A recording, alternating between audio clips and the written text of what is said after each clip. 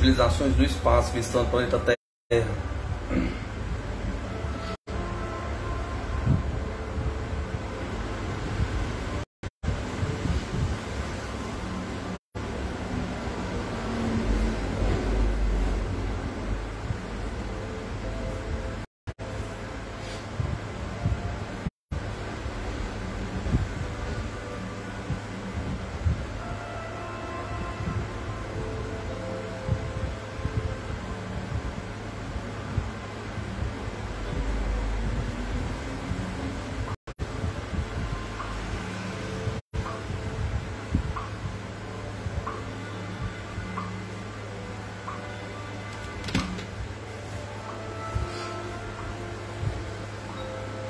Ufonautas, um benefício ou um perigo? Recapitulação da matéria anterior.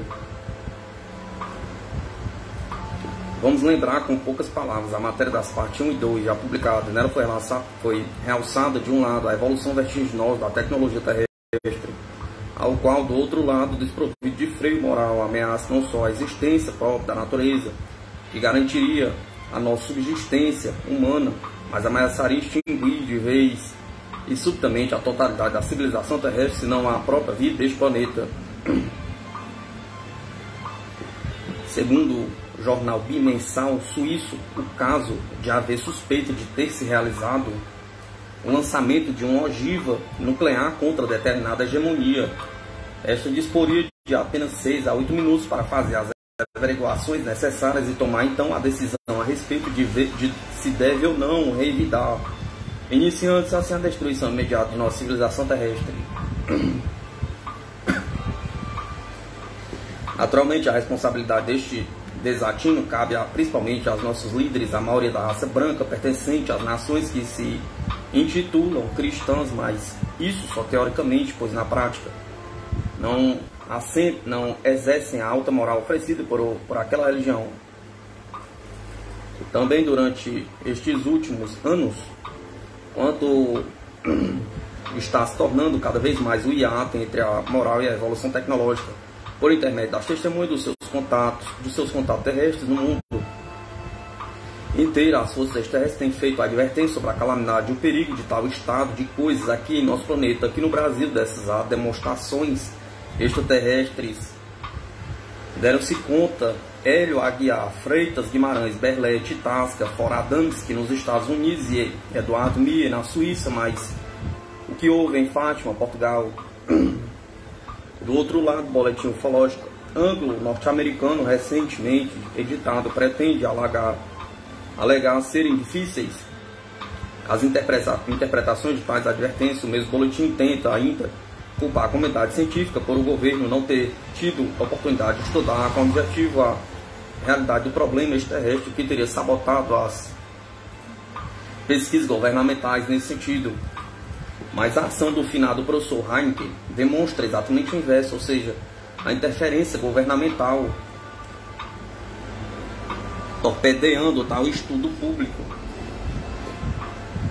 do assunto extraterrestre, despistando ainda como se não existissem.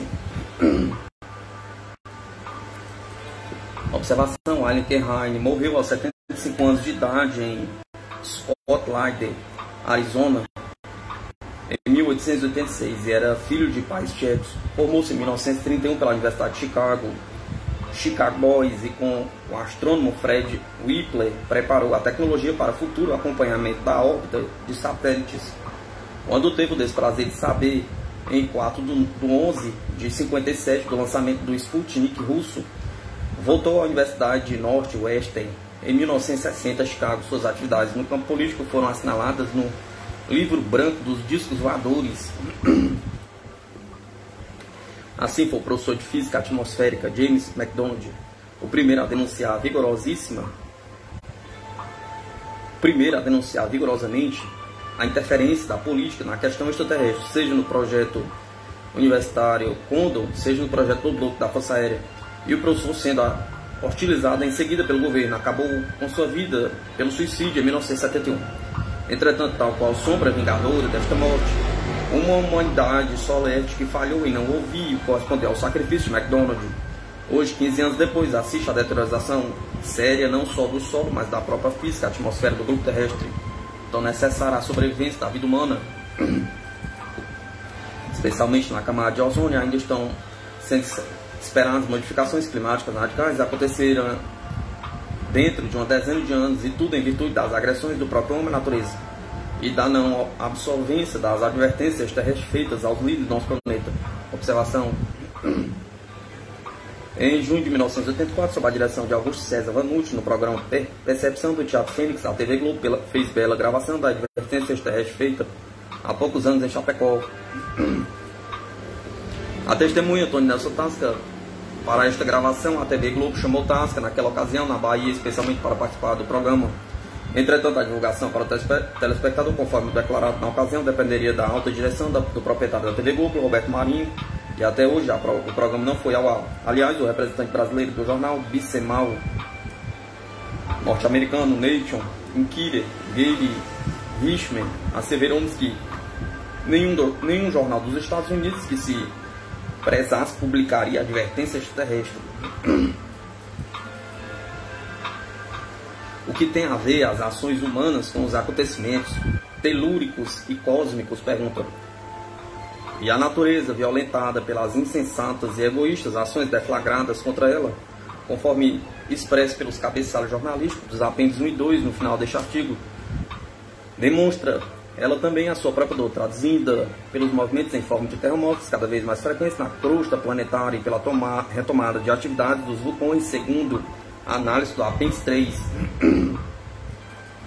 E os extraterrestres desdenhados pelos governos dirigem-se agora abertamente aos cidadãos nas suas abordagens, o que o professor Úvio Brant Aleixo nos faz saber pela maneira súbita e sorrateira de aproximarem-se eles de transeuntes isolados em noites escuras. Além disso, o aumento do número de pessoas sequestradas pelos ufonautas parece nos recursos de natureza tal a facilitar finalmente penetrar o ouvido das autoridades terrestres.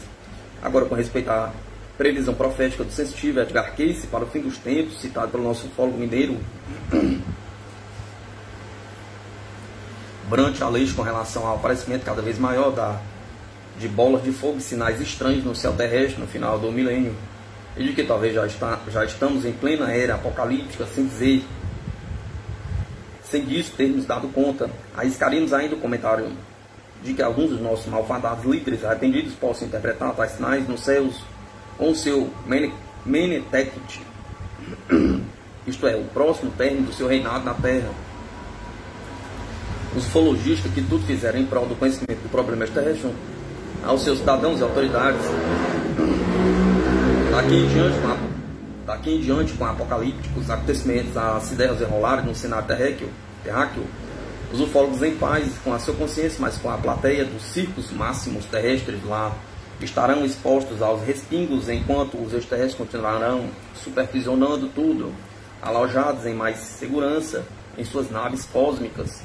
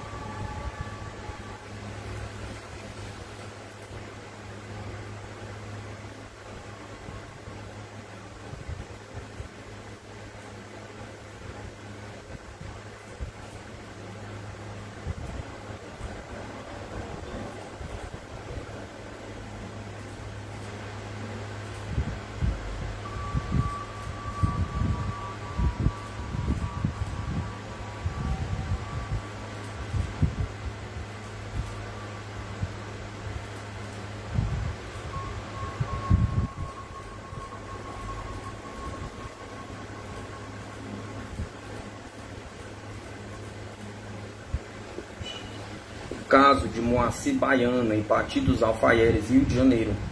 Resumo: Ao dirigir-se ao velório de pessoa amiga, a saída de sua casa às 18 horas, a testemunha é abordada por gigante de aproximadamente 3 metros de altura, que a convida para uma conversa, sem estranhar tão insólito enquanto a testemunha acompanha daí em diante pelo estranho. Ainda perto da residência, juntos chegam a atravessar a espécie camada de neblina até se acharem em lugar desconhecido descampado. Este local encontra-se aterrissado um disco voador, primeiramente por fora e depois por dentro. A nave é então inspecionada pela testemunha, sempre em companhia do estranho, que lhe dá algumas explicações. Feito isso, a testemunha é deixada pelo fonauta perto da casa da viúva do amigo falecido. No dia seguinte, durante o almoço, subitamente, a testemunha dá de frente novamente com o fonauta. Desta feita, este encontrava-se sentado na cadeira à direita da testemunha, diante da mesa que estava sendo posta pela dona da casa. Entretanto, a esposa da testemunha não consegue enxergar o estranho, de modo que se desenvolve bate-boca entre o casal. Tudo serenado. A testemunha dá-se conta de que, de modo silencioso e despercebido, o fonauta também sumira novamente. Comentários adicionais sobre este e outros episódios da vida da testemunha são feitos na tentativa de se relacionar com hipóteses algumas de suas enigmáticas facetas. Dados. Nome da testemunha: Moacir Elias de França, vulgo Moacir Baiano, nascido em 28 de 1 de 32, em João Pessoa, capital do estado da Paraíba. Data do episódio: 31 de outubro de 1977. Local do episódio: Rua Belvedere, número 245, antigo hotel Belvedere, que na época existia ainda no local. No cume de um morro de uns 30 metros de altura, situado no estreito vale do bairro Goiabal.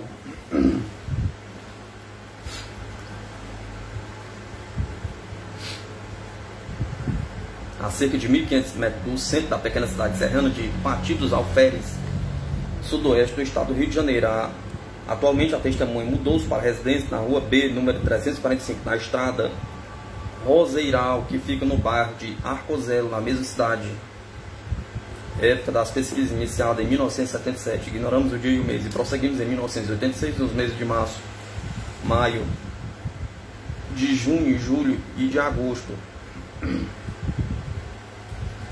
Em 1977, soubemos do episódio de Moacir pelo compositor Carlos Arthur Ribeiro da Rocha, Carlinhos Federal, que nos apresentou a Valdir Vieira, hoje falecido, o qual havia difundido o caso em seu conhecido programa radiofônico da Rádio Globo. Imediatamente, ainda em 1977, procuramos Moacir Baiano no endereço certo, amavelmente a nós indicado por Valdir Vieira, porém na ocasião, como se encontrasse ausente da casa por motivo profissional, pintura de paredes,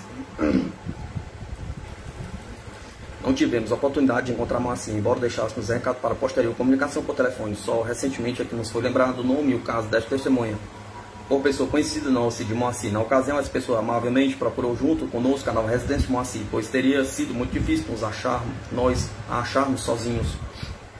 Moacir é do tipo troncudo, de caboclo inteligente, mesclado de nossas 4 raças do Interlândia do Norte, índio, preto e europeu, holandês e português. Diz-nos logo, para caracterizar a dureza de sua vida, que trabalhava do dia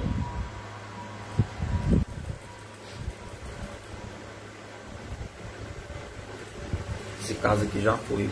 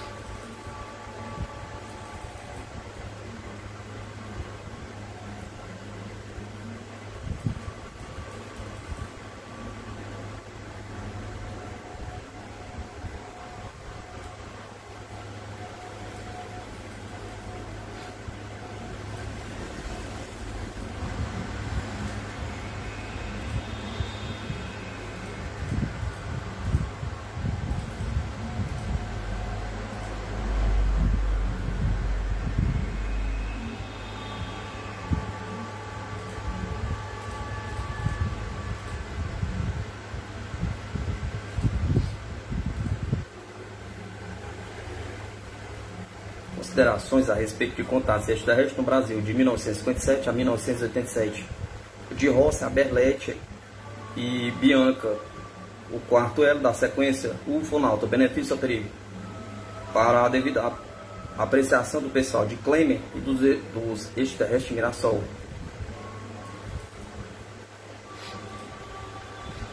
Existem pessoas que estranham não ter o nosso globo sofrido até agora as pavorosas calamidades de ordem telúrica, conforme as previstas como parte do quadro apocalíptico do fim atual, da atual desalmada e materialista sociedade terrestre.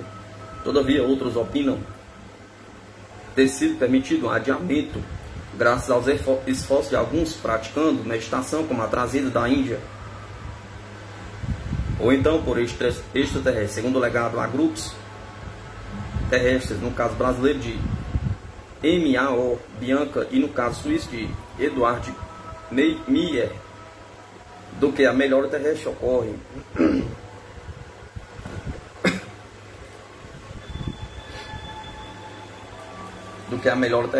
Por conta dos atuais debates das hegemonias sobre o desarmamento nuclear.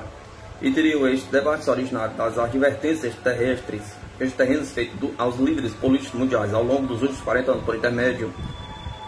por intermediários terrestres contatados para essas finalidades. No Brasil, tais intermediários são representados principalmente pelo professor Freitas Guimarães, Hélio Aguiar, Antônio Nelson Tasca, Dino Craspedon, Antônio Rossi, Arthur Berletti, recentemente ainda Bianchi Hermínio.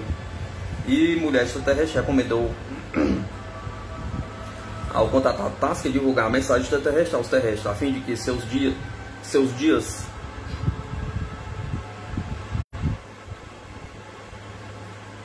ao contatado Tasca divulgar a mensagem extraterrestre aos terrestres até o fim dos seus dias, embora diferente na forma, o conteúdo dos conselhos e advertências extraterrestres coincidem. O que vamos demonstrar à mão de algumas citações dos livros escritos pelos 4 últimos acima mencionados, infelizmente com as edições já esgotadas, com exceção dos livros de Bianca. Assim, o extraterrestre que se serenou Rossi em sua visita ao planeta estranho, entre outros, vaticinou: o dinheiro concorre para a instituição do orgulho, da discórdia, gerando disputa entre os homens, desencadeando guerras. Logo é maléfica a extirpação de qualquer mal, sempre trouxe de benéfica. Logo é maléfica a extirpação de qualquer mal, sempre trouxe benéficas consequências. Em outra oportunidade disse: as paixões terrestres se fermentam na ânsia de riqueza, de domínio, ao ponto de não pouparem sequer os próprios semelhantes. Utilizam-se de descobertas científicas para engendrar a destruição. E o ufonauta do planeta Akart explicou a Berletti: primeiro passo naquele planeta foi abolir todas as fronteiras, fazendo toda a Akart um só país. O segundo foi de nivelar todos os cidadãos com direitos e obrigações iguais. Para conseguir isso, teve-se que terminar com o dinheiro, e com isto automaticamente terminou a ganância, a especulação, os roubos e os logros provenientes do dinheiro. A M.A.O. Bianca Carran, do planeta Kerm, explicou: há apenas um único governo para todo o meu mundo. De Klemer: dinheiro não é necessário para nós, pois não compra nada. Tudo nos pertence e vem a nós por ordens do governo. Todavia, nossos líderes, em seu apoio ao materialismo da sociedade terrestre, de exploração do homem pelo homem, o que cria toda sorte de tensões, até guerras, não se conscientizarem de ser de natureza pagã esta sociedade, comprovado em palavras candentes pelo jornalista austríaco Guter Ningni. Este cita: a cada 4 horas morrem 7.500 crianças, enquanto são gastos 500 milhões de dólares em fabricação de armamentos, ocupando nisso 30 milhões de operários, supervisionados por 400 mil cientistas, a maioria proveniente de países que se dizem cristãos. Os líderes da sociedade pagã, em contra-ataque às advertências terrestres, muitas vezes de gêneros evangelizantes, acusam ufólogos que vivem além da cortina de ferro, que se espalharem rumores imperialistas e anti-estatais enquanto os do lado de cá são acusados de parecer em si com os vermelhos, os nossos piores inimigos.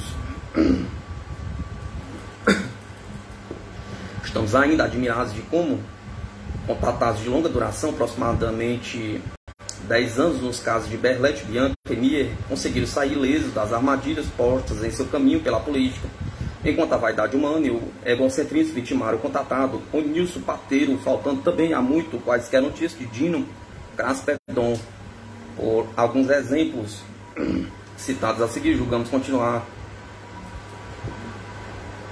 aceso o cerco político pela política ao assunto extraterrestre, presenciando-se guerra não declarada, enquanto enquadrada nas leis de espionagem, estas, evidentemente, sobrepondo-se estas às leis civis de tempo de paz, feitas para a proteção do cidadão.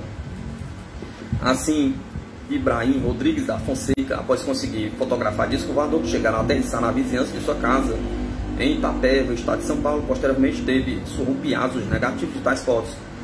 Ainda a testemunha Wilson Plácido Guzmão possuía prova fotográfica de seu contato com seres extraterrestres ocorridos em sua fazenda em Alexânia, Goiás. Porém, desmascaradamente, pessoas conhecidas da comunidade de televisão chegaram à fazenda e, inexplicavelmente, tomaram-lhe as provas, cópias ampliadas das fotos de seu encontro com ser extraterrestre. Para espanto da ufologia nacional, o foco local, com tranquilo relacionamento nas áreas de segurança nacional, não tungiu nem mungiu a respeito, nem mesmo com os negativos das celebres fotos foram comercializados para fora do país, perdendo-se assim para a pesquisa brasileira.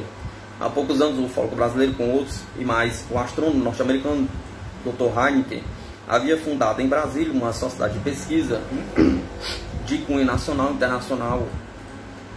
Entretanto, aquele pesquisador, numa revista ufológica nacional, decidiu subitamente duvidar da autenticidade das fotos de disco voador visto na Barra da Tijuca. Essas fotografias foram tiradas há 35 anos, no tempo em que o jovem crítico de hoje devia apenas ter ingressado na escola secundária, se não na primária.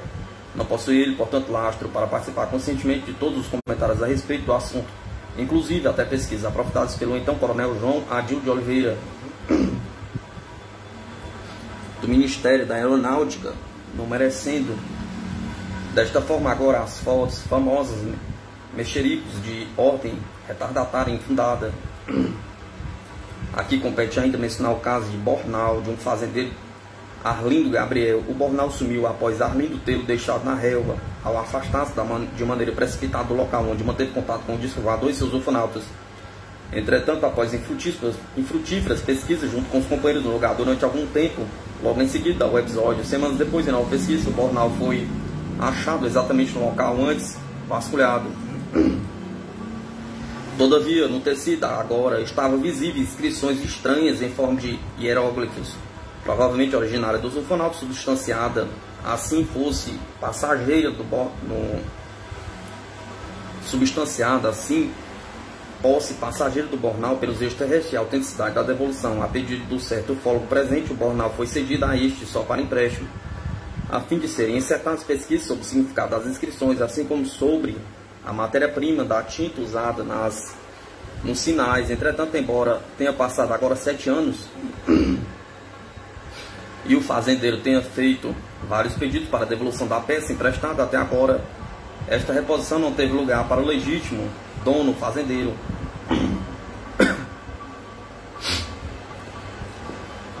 Vamos aqui ainda tocar no caso de Turíbio Pereira, operador de máquina de terraplanagem na cidade de Lins, estado de São Paulo. Certo dia, ao amanhecer, dirigindo-se ao local do trabalho, onde estava sua máquina, subitamente Turíbio viu-se frente a frente com 4 pessoas extraterrestres de pequeno porte junto à nave, escondida atrás do trator. Após ter sido liberado pelos ufonautas, Turíbio foi à prefeitura local e comunicou o episódio. Todavia, foi em seguida confinado por dias em lugar longe de sua família, dos meios de comunicação, certamente para evitar que o caso viesse para o conhecimento do grande público.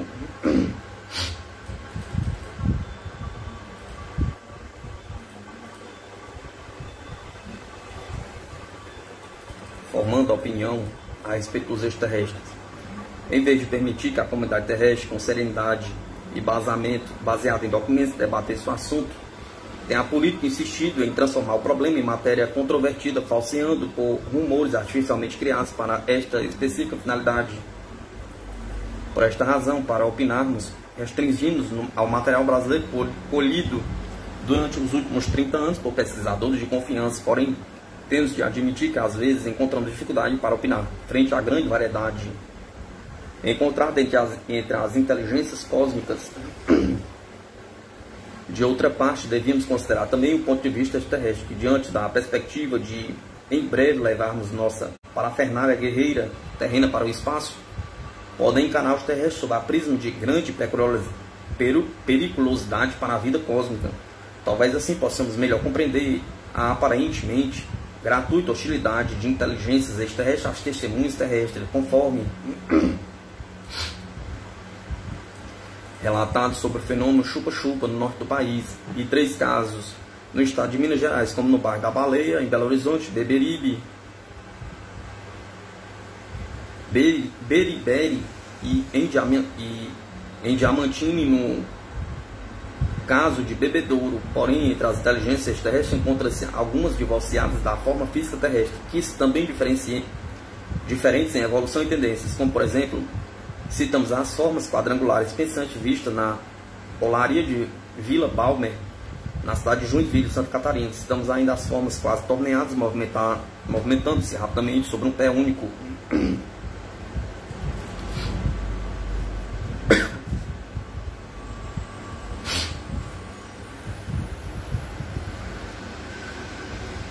Que assim aprisionaram Antônio Larrubia no bar de Paciência, no Grande Rio de Janeiro. Se admitindo que estas inteligências citadas nada têm em comum com os terrestres, também poderiam elas estar obedecendo a mentes superiores extraterrestres. Isso pode constituir-se potencialmente em nossos futuros verdugos. Caso a raça terráquea e seus líderes comprovem serem incorrigíveis e irreconciliáveis na sua faina de levar para o espaço cósmico o nosso espírito de rapina, apoiados na parafernália guerreira da Terra. Lembremos também que Antônio Rossi ouviu do seu Cicerone em outro planeta: a Terra é que parece a perigoso delinquente, que infringe as leis tais e, como tal, precisa permanentemente ser vigiada para não constituir qualquer dia possível perigo. Lembremos também a ameaça do Cicerone de Arthur Berleste no planeta Carte, segundo o qual, caso irrompa a guerra nuclear terrestre com a ameaça de desastre ecológico para aquele planeta, os acartianos assegurariam a sobrevivência da Terra para a sua colonização. Parece até pilhéria quando nós, participantes da sociedade terrestre ateísta, queremos taxar os extraterrestres como forças de Satanás. A este respeito, o habitante do planeta Klemer argumenta com Bianca o seguinte: tudo que existe entre céu e terras foi criado por uma só vontade. Tudo que Deus criou é necessário. Aceitando nós de Klemer o Criador como ele é. No mundo, pratica-se a parte positiva da vida. No seu mundo, a Terra, pratica-se a parte negativa que vocês terrestres dão o nome de Satanás. Fortuitamente, continua o diálogo extraterrestre com nós, os terráqueos, conforme demonstram os sequestros amistosos do fazendeiro Arlindo Gabriel e do estudante Paulo Coutinho. Com ambos houve conversa instrutiva, enriquecida em projeções em ecrã de detalhes sobre a vida dos extraterrestres. Ainda a brasileira Bianca e o suíço Eduard Meyer, por seus contatos respectivamente.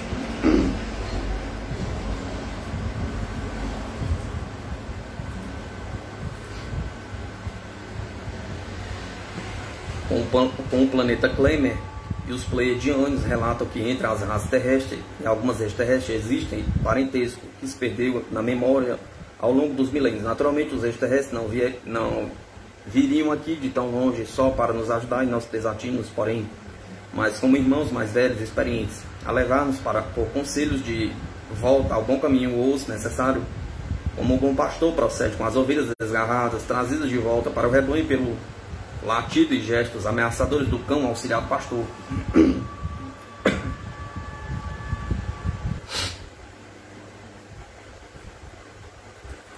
Entretanto, chamamos a atenção sobre as tentativas extraterrestres de, emocionalmente, por meio de encontros íntimos do sexo, avivarem de novo esse parentesco. Quanto ao caso brasileiro, o Antônio Vilas Boas, por intermédio do boletim da Sociedade Brasileira de Exploradores, pela primeira vez este alcançou fóruns ufológicos mundiais em 1962. O episódio aconteceu em outubro de 1957. Com exceção da ufologia inglesa, o resto da Europa recusou-se a ocupar-se com o caso. Entretanto, surgiram outros casos no mundo, e no Brasil assinala-se ainda os de José Inácio Álvares, José Valério e Antônio Nelson Tasca como mais recente. Entretanto, pela continuidade do relacionamento entre os extraterrestres e o contato terrestre, procuramos aqui dar destaque ao caso de contatos múltiplos na cidade de Mirassol, iniciados em 1979. Quando o contatado foi obrigado à miscigenação com moço extraterrestre, o caso é hoje orgulho da ufologia brasileira pelos múltiplos dados fornecidos já no número das raças extraterrestres participando dos encontros até agora, umas 5, seja pelas minúcias da descrição de bases visitadas ou manobras de tecnologia extraterrestre presencial. Todavia, o melhor é o estreitamento do relacionamento entre os extraterrestres e o contatado, que com sua satisfação se refere à filha extraterrestre como inteligente. Entretanto, até a esposa do contatado, com quem ele teve um filho homem terrestre na sua modesta residência. Um dia ela recebeu a amistosa visita de um dos ufonatos extraterrestres.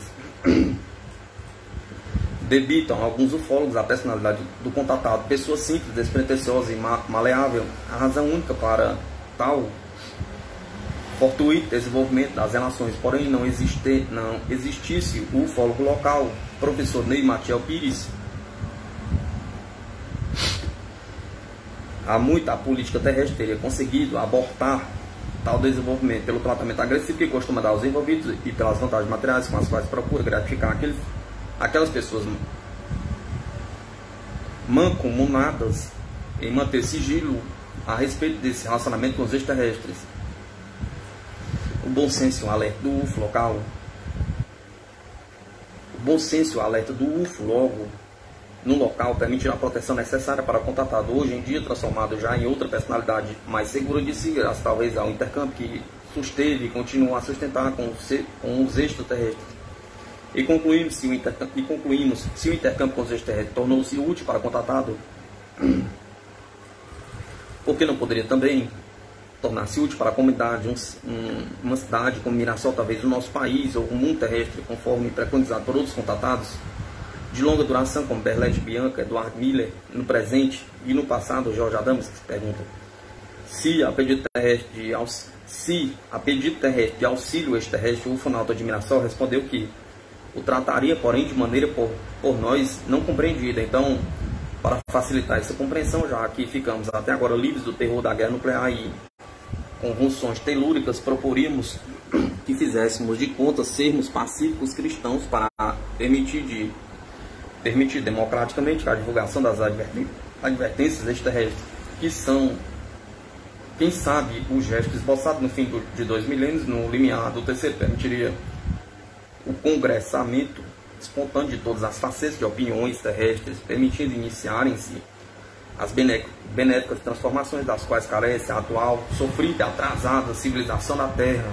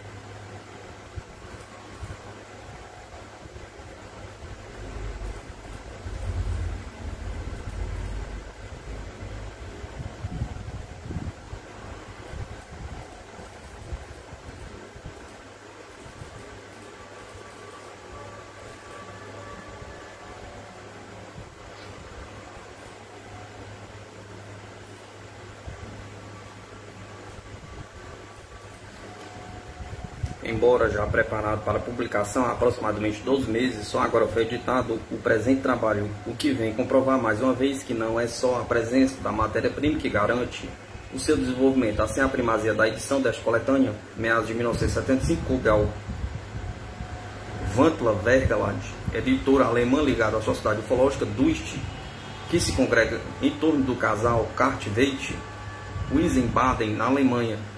Não é esta a primeira vez que o Dust se adianta na publicação de material ufológico brasileiro, também acessível a outras sociedades que estudam o assunto.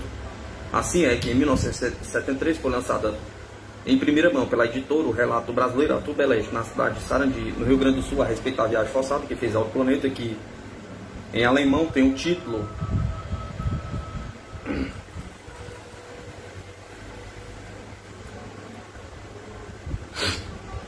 Esta coletânea, na edição alemã, tem o título em alemão. No presente edição foram feitos alguns acréscimos por necessidade de maiores explicações ou em virtude de informações recebidas posteriormente. Esses acréscimos estão identificados por dois sinais, que no início, um no início e outro no fim do referido trecho.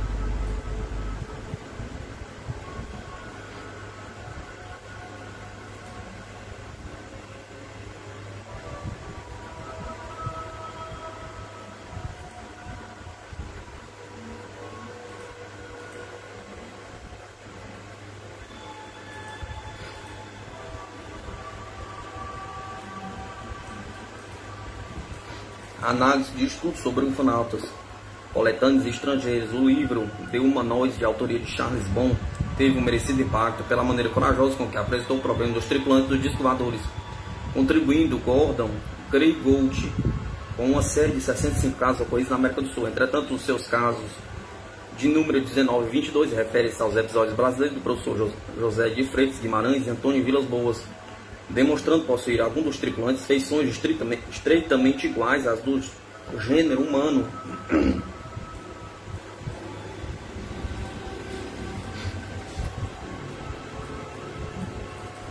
Assim, o nome humanoide não foi bem escolhido porque sugere de maneira errônea não existir extraterrestres estritamente iguais aos terrestres.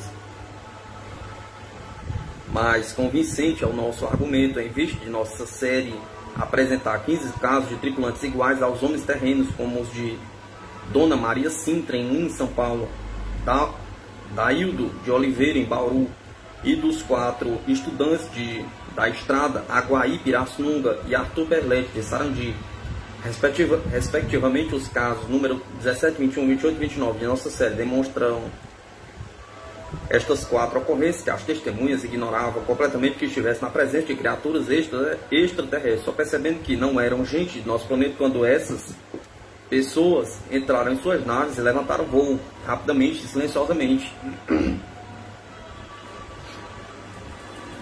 Esses 4 casos, no entanto, não fazem parte da série dos humanoides, onde, além dos números 19 e 22, ocasionalmente estão assinalados os do número 121 e 124, correspondente aos nossos episódios 19 de Garanhuns e 21 de Canhotinho, Pernambuco, nos quais os tripulantes, embora de aspecto morfológico ao humano, se distinguiam pelas proporções variando de sua altura de 70 a 80 centímetros. Torna-se necessário enfatizar a existência desses seres extraterrestres, uns semelhantes a outros, iguais à raça humana, porquanto a pesquisa política nesses últimos 20 anos vem procurando suprir esse aspecto. Na nossa série, entretanto, chamaríamos de aspecto humanoide os casos de Flozino e Dilve Oliveira e Tiago Machado, pela assimetria que apresentava a localização dos olhos do rosto. A família Gualberto, em Sagrada Família, pela ciclopia, apresentava um único olho. E de Antônio Rossi, que observou tripulantes completamente altos, aparentemente sem órgãos sexuais. Daí é que sublinhamos no subtítulo da nossa coletânea os aspectos humano e humanoide dos extraterrestres. Já em 1963 e 64, publicou a Sociedade Francesa de Escoladores publicou um trabalho de Jacques Vallée com 350 casos de entidades oriundas de escoladores, o tipo 1 circular ovoide, sob o título de Uma Interpretação Científica. Nela, infelizmente, seu autor usou dogmas anticientíficos, como de a priori não tomar em consideração os casos de tripulantes que demonstrassem moral elevada, evangelizante, por serem falsificações e misinterpretações, obviamente constituindo os casos de tripulantes do tipo Adamix um erro, devendo ser descartados automaticamente. O astro do nome Alan Heinck, empregado pela Força Aérea, duplamente colega de profissão de Jacques Vallée, no seu recente livro The Wolf Experience, incorre também no mesmo erro, porquanto acho que os tripulantes quase nunca fazem tentativa de comunicar-se. Pelo contrário, o encontro é invariavelmente uma única experiência. Fogem, entram nas suas naves e levantam voo para desaparecer. Não parecem ter mensagem para a humanidade, a não ser o pedido para que os deixem sossegados. Embora o livro do professor Heinck ofereça trechos interessantes e originais, como a referência a fatos estranhos encontrados nos aspectos da ufologia, sente-se nessa obra uma prevenção contra os tripulantes e seus contatos, chamado pelo autor de Close Encontro de perto, que entretanto usa a mensagem expressão para um sobrevoo rasante ou aterrissagem de desfilador. O preconceito de Heinck poderá explicar também a sua inconsistência quando, de um lado, culpa os contatos repetidos com tripulantes que transmitem mensagem para a testemunha terrestre, pela atmosfera de ficção que criou em torno do problema dos desfiladores. Por outro lado, na página 29 do dogmatismo, que tais casos de contato de site não deviam ser tomados em consideração. Quer nos parecer que o astrônomo Heinck, com referência ao problema dos contatos, mas se parece um hábil bombeiro hidráulico. Assim, por faltar em um ou outro caso os dados certos que permitissem a classificação, seja pelo aspecto da morfologia da roupa, do planeta de origem, do tamanho, tipo de escoador usado na viagem, usamos em substituição somente o relacionamento psicológico terrestre versus extraterrestre. No seu encontro, a semelhança do que já foi tentado por Escobar Faria.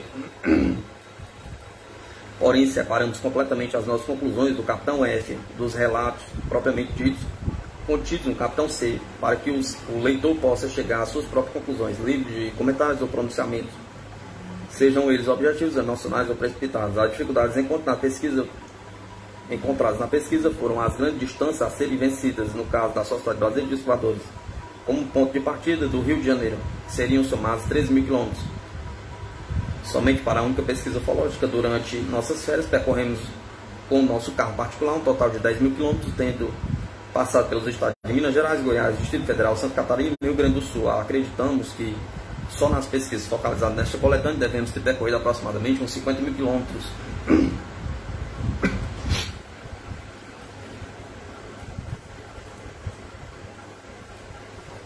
Coletâneas nacionais.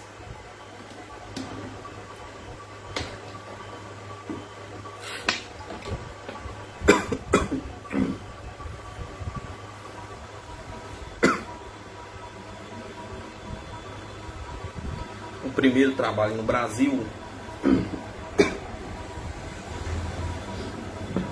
sobre tripulantes, incluindo casos observados no mundo, foi, salvo engano, publicado pelo advogado J. Escobar Faria no livro Discos Voadores, Contatos com Seres de Outros Planetas, obra prefaciada em outubro de 1959 pelo professor Flávio A. Pereira. Nesse trabalho, o autor classifica os 18 casos de tripulantes que citam vistos em carne e osso, excluído o caso de Cíntia Appleton, que foi para nós da Sociedade Brasileira de Escoadores interpretado como uma projeção visual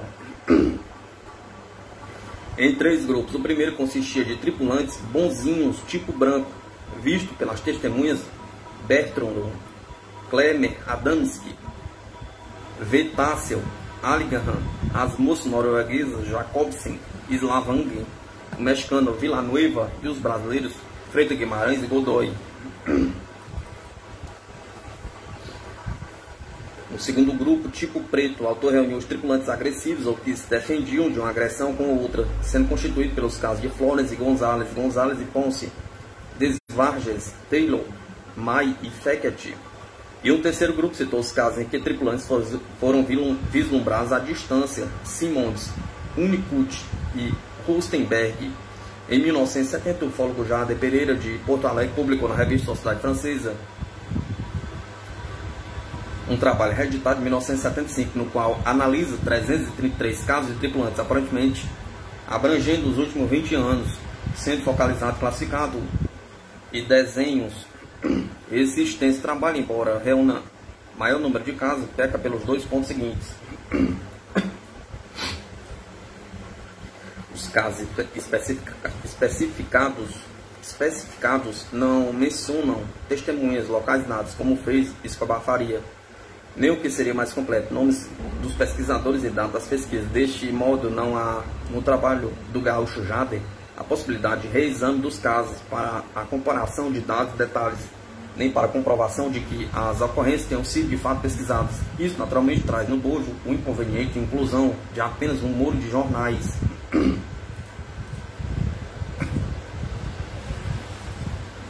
Sem nenhum pormenor para a sua identificação, às vezes produto de piada, como por exemplo o caso de Barcelos, Amazonas, esclarecido pela Sociedade Brasileira de Legisladores, que ouviu o prefeito daquela cidade. Em nosso entender, haveria ainda lugar para uma triagem dos relatos, segundo a sua origem, por ufólogos políticos, uma vez que estes, por razões já antes mencionadas, consideram a propriedade das implicações políticas acima da importância da difusão da verdade, deformando até narrativas já existentes, da necessidade de se fazer uma triagem dos relatos dessa procedência.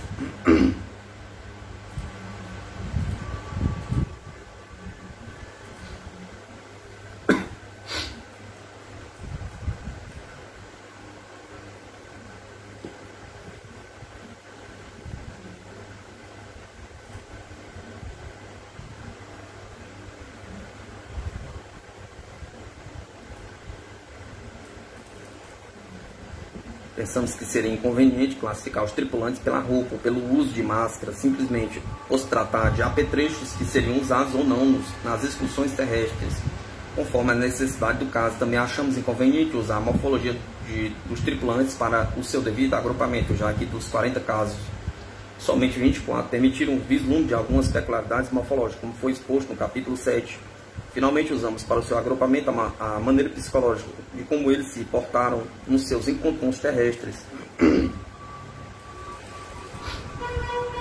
Mas não da maneira simplista para fora, como fora feito antes de nós pelo advogado Escobar Faria, que os dividiu em bonzinhos brancos e mauzinhos pretos. A apresentação dos episódios fruto de um resumo dos casos encontrados na coleção dos boletins da Sociedade Brasileira de Descobridores foi feito sem comentários, isso para que o leitor estudioso possa fazer a sua própria opinião, independente, já que a nossa é encontrada mais adiante, em separado nos capítulos F, G, H e I. Não precisa necessariamente representar a única ou autêntica opinião em relação à matéria. E as opiniões diferentes são válidas, porquanto é a pesquisa brasileira facilitada pela independência das mentes, das quais Coral Lawrence, no Congresso de Baltimore, comentou dizendo: dizem aquilo que tiverem de dizer, mesmo que a verdade possa ser ridicularizada.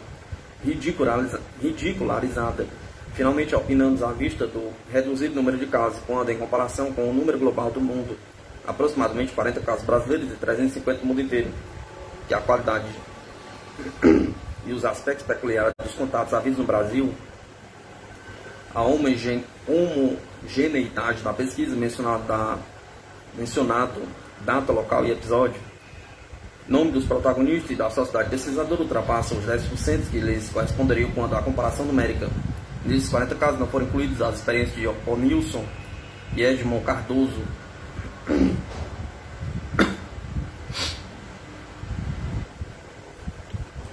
Assim, classificamos as ocorrências de nossa série em 4 grupos psicologicamente distintos, conforme relacionamento entre a testemunha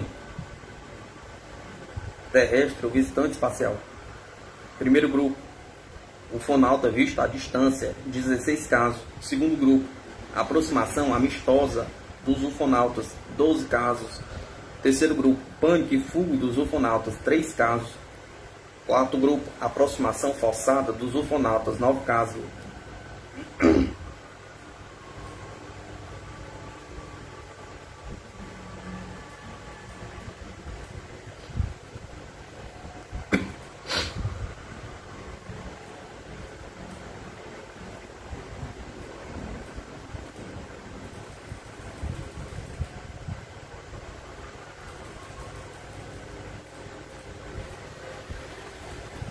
Descrição de 40 casos de aparecimento de tripulantes.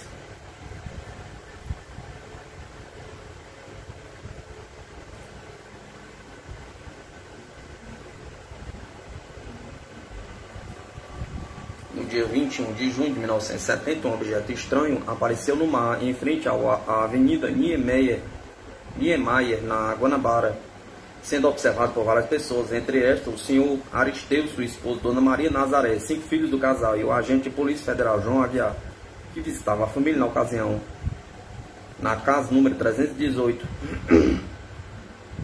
Entrevistados relataram o seguinte: às 11h40, o senhor João Aguiar olhou distraidamente para o mar e viu uma lancha esguichando água para todos os lados. Chamou a atenção das pessoas que estavam na varanda da casa e Dona Maria, que se encontrava na cozinha fazendo almoço. Esta correu e opinou que a embarcação talvez precisasse de socorro, pois os 2 banhistas que se encontravam nela estavam fazendo sinais com as mãos. O agente da polícia argumentou que as 2 pessoas com roupas brilhantes e alguma coisa na cabeça deveriam estar trabalhando na cobertura do barco, que era de cor cinza metálica, que deveria ter de 4 a 6 metros de comprimento. Então Dona Maria insistiu e pediu ao agente providenciar socorro para a lancha e seus ocupantes.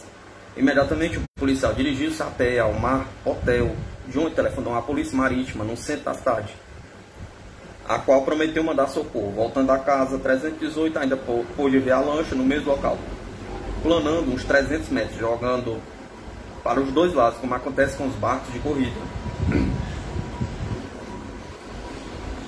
De repente, aquilo elevou-se no ar, descrevendo um arco para cima, na direção sudeste. Só então constataram tratar-se de um disco voador. Quando estava na água, o objeto tinha a aparência de alumínio brilhante, mas no ar pareceu transparente, podendo Dona Maria Nazaré ver dentro da nave, de baixo para cima, os 2 tripulantes sentados. Em poucos momentos, o artefato desapareceu da vista. Os observadores apalermados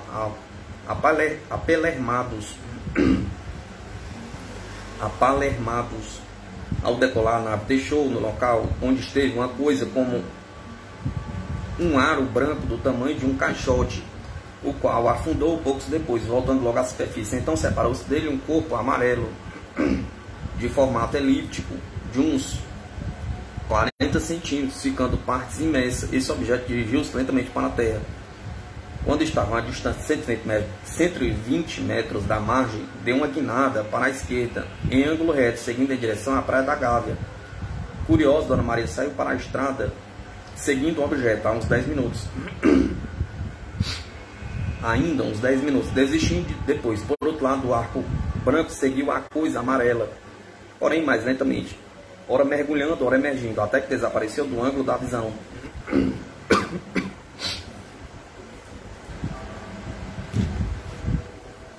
Incidente estranho. Pormenor curioso.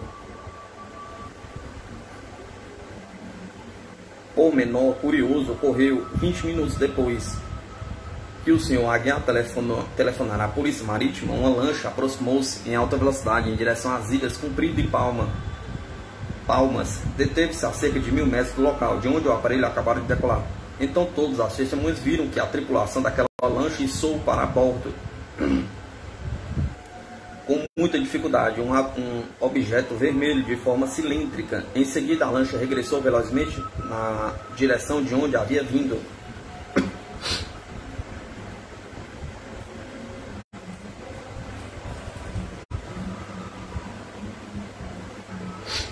Episódio 2. Encontra em Carazinho.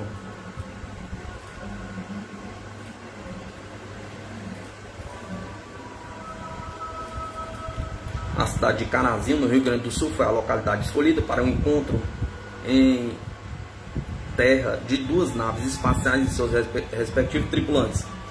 A ocorrência se resume no seguinte: no dia 26 de junho de 1965, à noite, o estudante Adilson Batista de Azevedo, de 14 anos, saiu de casa em companhia de seus coleguinhas Nelson Vieira, 17, e João Pereira, de 14 anos, os quais foram convidados para uma sessão de cinema.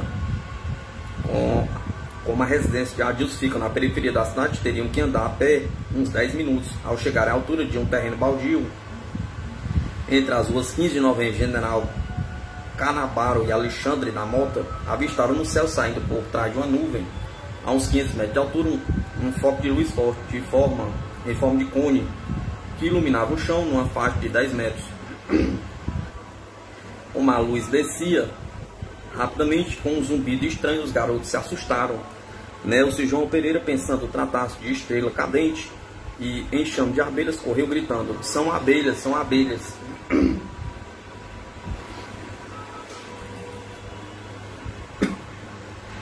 Adilson, mais curioso, parou para observar e viu um objeto de forma ovoide, com 5 ou 6 metros de comprimento, por 1,50 de altura, aterrissar no terreno baldio, a uns 40 metros de onde ele se encontrava. O aparelho não tocou o solo, ficou parando a 1 metro do chão.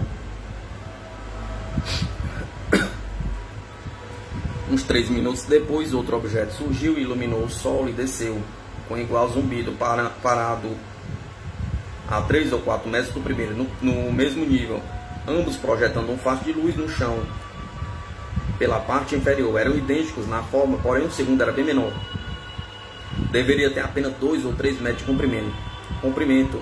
2 pequenos seres de 1,50 m saíram do engenho maior. Andaram em volta do seu aparelho, gesticulavam e conversavam numa linguagem compreensível,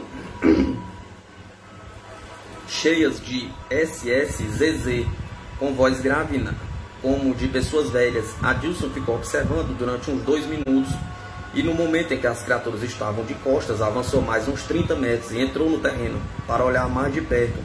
Agachou-se atrás das paredes de cimento de um velho poço, a apenas 30 ou 40 metros dos tripulantes.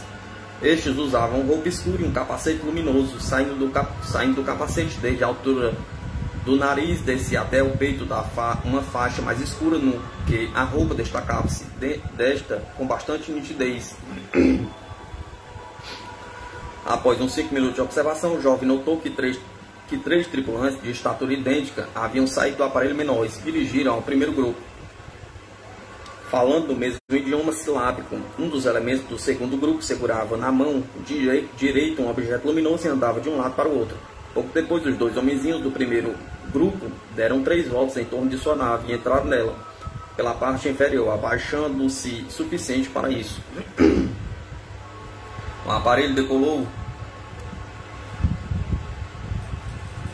verticalmente, aumentando nesse momento o zumbido e desaparecendo em poucos segundos, confundindo-se com as estrelas.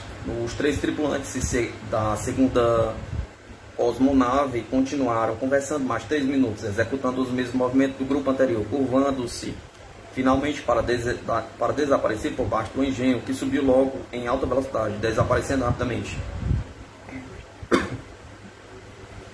Depois dessa alucinante aventura, o jovem Adilson foi encontrar seus colegas no cinema, onde só ficou meia hora porque estava sentindo forte dor de cabeça. Passou na farmácia, comprou um comprimido de Fontol, que não fez efeito. No dia seguinte, seu pai, senhor Gumercindo Batista Azevedo, impressionado com a história, levou ao médico.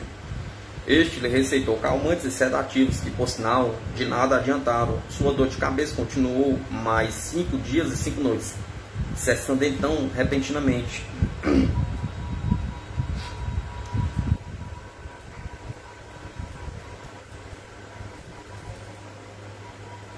Adilson Batista, em 1965.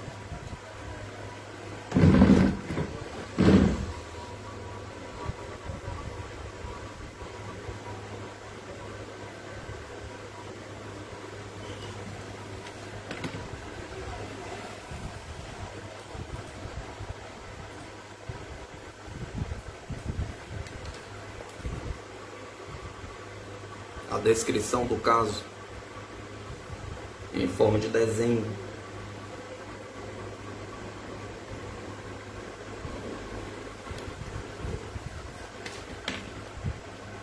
civilizações do espaço visitando o planeta Terra.